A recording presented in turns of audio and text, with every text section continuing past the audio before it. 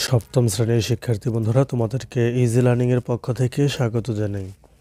আজকের ভিডিওতে তোমাদের নতুন ইংরেজি বইয়ের চ্যাপ্টার 2 এর অর্থাৎ পৃষ্ঠা নাম্বার 8 এর সমাধানটি করে দিচ্ছি। এখানে তোমরা কিছু প্রশ্ন দেখতে পাচ্ছ খেলা সম্পর্কে, ক্রিকেট খেলা সম্পর্কে। সে প্রশ্নের সমাধানগুলো আজকের এই ভিডিওতে করে দিব। তো চলো শুরু করা যাক। এখানে লক্ষ্য করো, এই নাম্বার প্রশ্নটি ছিল যে do you like or dislike cricket. তো এখানে আমরা সিম্পলি লিখে দিতে পারি যে ইয়েস আই লাইক ক্রিকেট, হ্যাঁ আমি ক্রিকেট খেলা পছন্দ করি। এরপর বি নাম্বার প্রশ্নটি লক্ষ্য করো, এখানে বলছে যে are the players spirited or spiritless, যে প্লেয়াররা কি, খেলোয়াড়রা কি উদ্যমী নাকি উদ্যমহীন। তো এই প্রশ্নের উত্তরে আমরা লিখব যে yes the players are spirited, হ্যাঁ খেলোয়াড়রা উদ্যমী।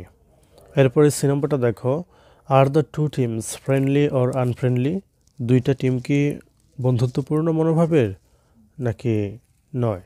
তো এই প্রশ্নের উত্তরে আমরা লিখব যে yes the two teams are friendly. এরপর দেখো ডি নাম্বার প্রশ্নটি রয়েছে যে are the audience happy or unhappy. তো এই প্রশ্নের উত্তরে আমরা লিখব যে yes the audience are happy, হ্যাঁ দর্শকরা খুশি। এরপরে ই নম্বর প্রশ্নটি হচ্ছে আর দে সাপোর্টিভ অর আনসাপোর্টিভ, তারা কি সাপোর্টিভ নাকি আনসাপোর্টিভ।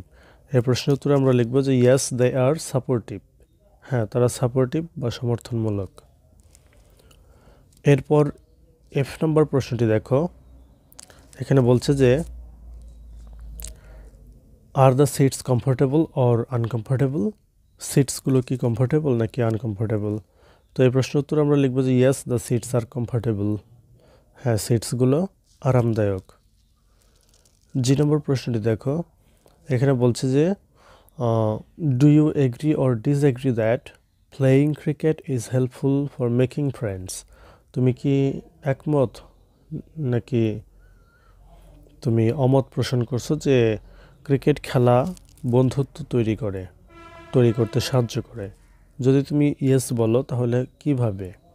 তো এই প্রশ্নের উত্তরে আমরা এভাবে উত্তরটি সাজাতে পারি যে ইয়েস আই এগ্রি দ্যাট, হ্যাঁ আমি একমত যে playing cricket is helpful for making friends, cricket খেলা বন্ধুত্ব তৈরির ক্ষেত্রে সাহায্য করে।